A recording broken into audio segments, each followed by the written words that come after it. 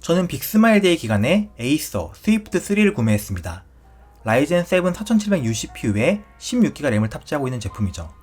사실 제품을 수령한 것도 당장 어제였고 아직 테스트도 몇 가지 못 해봤지만 당장 이 세일 기간에 스위프트 3를 구매해도 괜찮은지 고민하는 분들을 위해서 몇 가지 포인트를 잡아서 빠른 피드백을 드리려고 합니다.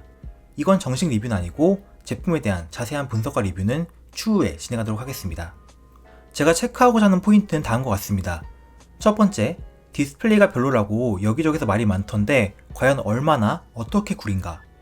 두 번째, 이 노트북이 전력 소모를 보수적으로 잡았다고 하는데 과연 성능에 얼마나 영향이 있을까? 세 번째, 4500U와 4700U 사이 그리고 램 8기가 16기가 사이에 뭘 선택해야 좋을까? 자, 그럼 디스플레이부터 살펴보도록 하죠. 스위프트 3는 근본이 저가형 노트북이기 때문에 품질이 좋지 않은 패널을 사용하는 것은 놀랍지 않습니다. 그래도 TN 패널은 아니고 IPS 패널이긴 한데 이상하게 그 보급형 IPS 패널 중에서도 좀 나쁜 평가를 받고 있던데요. 써보니까 그 이유를 알긴 알겠더라고요. 제가 스파이더 5를 이용하여 측정한 디스플레이 측정치를 보시겠습니다. 색 지연율은 sRGB 62%, 그러니까 NTSC 45%에 해당하는 패널입니다. 그리고 최대 밝기는 약 250니트, 대비는 1대 1000으로 사실 일반적인 보급형 디스플레이의 측정치와 별 차이는 없습니다. 하지만 디스플레이의 감마값을 확인해보면 2.7이 찍힙니다.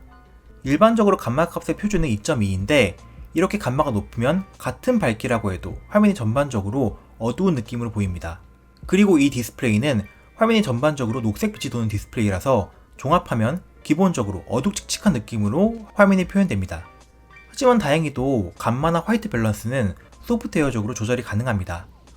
저는 스파이더 5 디스플레이 캘리브레이터를 이용해서 소프트웨어 캘리를 진행하였고 캘리브레이션 전과 후를 비교해보면 이미지들이 그나마 밝고 생생해진 모습을 확인할 수 있습니다.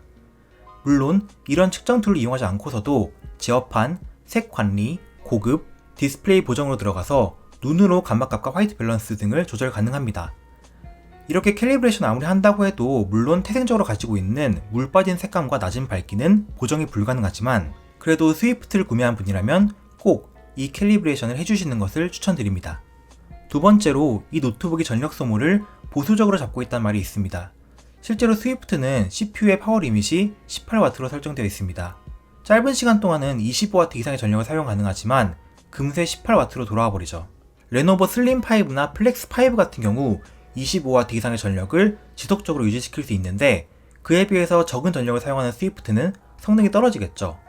스위프트 3 4700U의 시네벤치 R20 점수는 2449점, 파이어스트라이크 피직스 12322점으로 측정되었는데 레노버 플렉스5 4500U의 점수보다는 살짝 높은 수치였지만 노트북 체크에서 확인한 4700U 레퍼런스 시스템의 점수보다는 확실히 낮은 점수였습니다.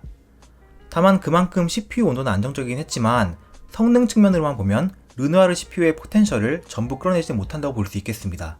세 번째로 스위프트 3의 스펙 중 무엇을 고르는 것이 좋은지에 대한 문제입니다.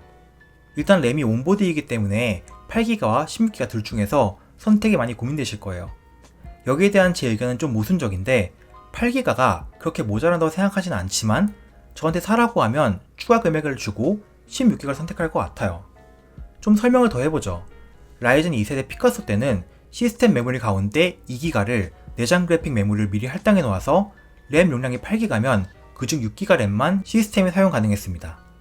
하지만 르누아르로 넘어오면서 내장 그래픽 할당되는 메모리는 기본 500MB로 감소하였고 상황에 따라서 가변적으로 그래픽 메모리를 조정하는 식으로 바뀌었습니다.